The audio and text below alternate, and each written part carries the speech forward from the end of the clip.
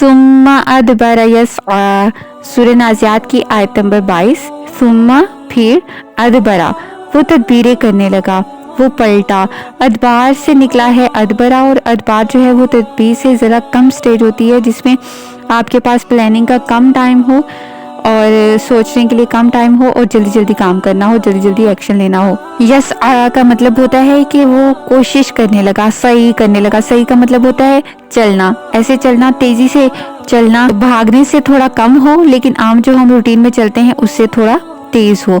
अब आप इस सिचुएशन को इस तरह से थोड़ा सा पिक्चराइज करने की कोशिश करें कि फिरऔन अपने महल में कहीं बेचैनी के साथ इधर उधर वॉक कर रहा है, चल रहा है, आगे पीछे, कभी इधर जाता है, कभी वापस पलट जाता है, कभी फिर आगे जाता है, कभी फिर पीछे आता है। यानी वो बेचैनी की हालत में, शदीद इस्तराब की हालत में कि किस तरह वो मूसा अलैहिस्सलाम को हराए प्लानिंग कर रहा होता है, और बहुत बेचैनी के साथ कर रहा होता है।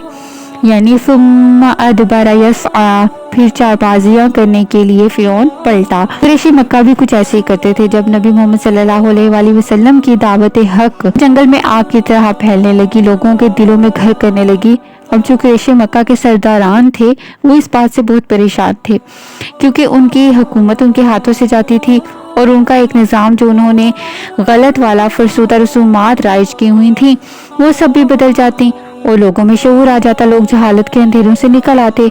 तो उन्होंने फिर नबी मोहम्मद सल्लल्लाहु अलैहि वसल्लम के लिए इसी तरह की प्लानिंग करना शुरू कर दी।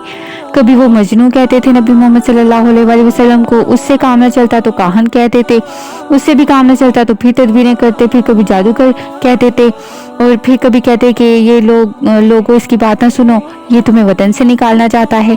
इस तरह वो नबी मोहम्मद सल्लल्लाहु अलैहि वसल्लम के खिलाफ तदबीरें करते। और इस आयत में नबी मोहम्मद सल्लल्लाहु अलैहि वसल्लम की तरफ बताया जा रहा है उनको कि इससे पहले हज़रत मूसा अलैहिस्सलाम सेम सिचुएशन फेस कर चुके हैं, जब फिरऔन ने उनकी दी गई दावत हक को कुचलने के लिए इस तरह से तदबीरें की थी। जब मूसा अलैहिस्सलाम की दावत हक लोगों के घरों तक पहुंच गई, फिरऔन को अपने जो सियासी उसका मजहब उसने राइज किया हुआ था उसके लिए ख़तरा नज़र आया, तो उसने मूसा अलैहिस्सलाम के लिए तदबीरें करना शुरू कर दी। अगली आयत में इंशाल्लाह हम देखेंगे कि फिर उसने क्या तदबीरें की, उसने हज़रत मूसा अलैहिस्सलाम को हराने के लिए क्या किया। अल्लाह ताला हम सब को कुरान पाक में छुपी हिकमत के मोती समेटने की तौफीक अता फरमाए। अल्लाह ताला हमें कुरान पाक पर अमल करने की तौफीक अता फरमाए। आमीन।